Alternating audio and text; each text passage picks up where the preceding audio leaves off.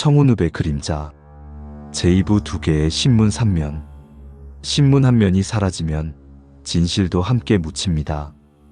1995년 8월 12일자 청운일보 3면. 모든 기록에서 이 한 면만 깨끗하게 잘려나갔습니다. 우연일까요? 아니면 누군가 의도적으로 지운 걸까요? 박성률과 이정숙은 이 질문의 답을 찾기 위해 30년 전 폐간된 신문사를 찾아갑니다.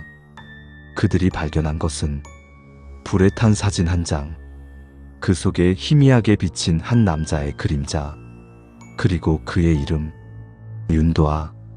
2024년 12월 초 청운읍 외과. 한때 청운일보 사옥이었던 건물은 지금 폐공장으로 변해 있었습니다. 깨진 유리창, 녹슨 철문, 잡초가 무성한 주차장. 여기가 그 신문사였던 곳이야. 박성률은 낡은 건물을 바라보며 말했습니다. 이정숙은 오래된 명함 한 장을 꺼내 들었습니다. 김철수 기자, 95년 당시 사회부 차장이었대.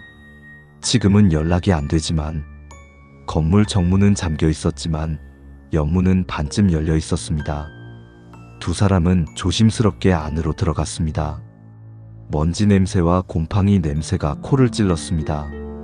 1층은 인쇄소였고 2층이 편집부였다는데 계단을 올라가는 발소리가 텅 빈 건물에 울렸습니다.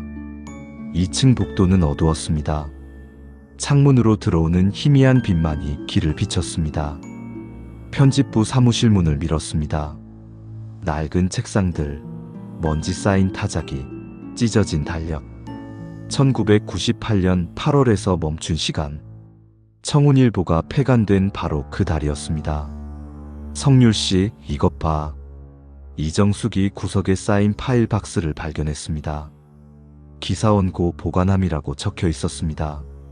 손으로 먼지를 털어내자 1995년이라는 글씨가 보였습니다. 박성률은 떨리는 손으로 박스를 열었습니다. 노란 종이 뭉치들이 빼곡히 들어 있었습니다. 8월. 그의 손가락이 한 파일에서 멈췄습니다. 8월 12일. 사회면 원고 뭉치를 펼쳤습니다. 하지만 대부분의 페이지는 비어 있거나 찢겨나간 상태였습니다. 단 한 장, 구겨진 메모지만이 끼어 있었습니다. 메모는 급하게 쓴 듯 흘려 쓴 글씨였습니다. 청운역 사건 마이너스 추가 취재 필요. 목격자 3명, 모두 검은 승용차 증언. 차량 번호판 불명확, 하지만 회사 로고 목격. 철도공사? 아니면 그 아래는 검게 지워져 있었습니다. 이것 봐, 성률씨. 이정숙이 메모 뒷면을 가리켰습니다. 작은 글씨로 이렇게 적혀 있었습니다. 윤도아 마이너스 확인 필요. 위험할 수 있음. 윤도아. 그 이름은 박성률이 이미 한 번 본 적이 있었습니다. 첫 번째 기사에서 단 한 줄. 청운역 관리 책임자 윤도아 씨는 당일 근무하지 않았다고 밝혔다. 정수가 이 사람 뭔가 알고 있었던 것 같아. 그리고 그걸 숨기려 했던 거지. 이정숙은 신중하게 말했습니다. 하지만 왜? 단순한 실종 사건인데. 아니야. 이건 단순하지 않아. 박성률은 다시 메모를 살폈습니다. 맨 아래 거의 보이지 않을 정도로 작은 글씨가 있었습니다. 사진은 아직 남아있다. 마이너스 인쇄소 지하. 두 사람은 서로를 바라봤습니다. 1층 인쇄소로 내려갔습니다. 거대한 인쇄기계들이 녹슨 채로 서 있었습니다. 30년 동안 멈춰있던 시간의 흔적. 지하로 가는 문이 어딘가 있을 텐데. 이정숙이 벽을 따라 걸으며 두드렸습니다. 그때 낡은 선반 뒤편에서 철문을 발견했습니다. 문은 잠겨있지 않았습니다. 하지만 녹이 쓸어 여는데 힘이 들었습니다. 끽. 문이 열리자 어둠과 습기가 밀려왔습니다. 계단이 아래로 이어져 있었습니다. 휴대폰 손전등을 켜고 조심스럽게 내려갔습니다. 지하는 생각보다 넓었습니다. 천장이 낮고 습한 공간. 옛날 사진 현상실과 보관실로 쓰였던 곳 같았습니다. 선반마다 먼지 쌓인 필름통들이 놓여 있었습니다. 박성률은 하나씩 확인하기 시작했습니다. 1994년, 1995년 1월, 3월, 7월. 여기 이정숙이 구석 선반에서 작은 상자를 꺼냈습니다. 1995년 8월이라고 표시되어 있었습니다. 상자를 열자 네거티브 필름들이 들어 있었습니다. 하지만 대부분은 물에 젖어 손상되었거나 의도적으로 훼손된 상태였습니다. 그러다가 한 봉투를 발견했습니다. 비닐로 밀봉되어 있어 상태가 비교적 양호했습니다. 봉투를 열자 사진 조각들이 나왔습니다. 불에 탄 흔적이 역력했습니다. 하지만 일부는 알아볼 수 있었습니다. 청운역 플랫폼, 밤, 그리고 이것 봐, 정수가. 사진 한 장에 검은 승용차가 찍혀 있었습니다. 차 문 옆에 사람의 그림자, 그리고 차 옆면에 희미하게 보이는 로고. 철도 관련 회사인 듯 했습니다. 집으로 돌아온 박성률은 밤새 자료를 뒤졌습니다. 1995년 당시 청운역 관련 인물들, 그 중에서 윤도아라는 이름. 인터넷 검색을 해보니 놀랍게도 윤도아는 지금도 청운읍에 살고 있었습니다. 49세, 현재 중견건설회사 임원, 과거 철도공사 산하용역회사에서 근무했던 이력이 있었습니다. 이 사람이 그날 밤 청운역에 있었던 거야. 박성률은 확신했습니다. 하지만 어떻게 접근해야 할까? 30년 전 일을 직접 물어본다면 그는 인정할까? 이틀 후 박성률과 이정숙은 윤도아의 회사 앞에서 기다렸습니다. 오후 6시 건물에서 사람들이 나오기 시작했습니다. 그리고 한 남자가 눈에 들어왔습니다. 단정한 양복을 입은 중년 남성.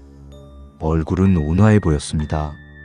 하지만 그의 눈빛은 어딘가 불안해 보였습니다.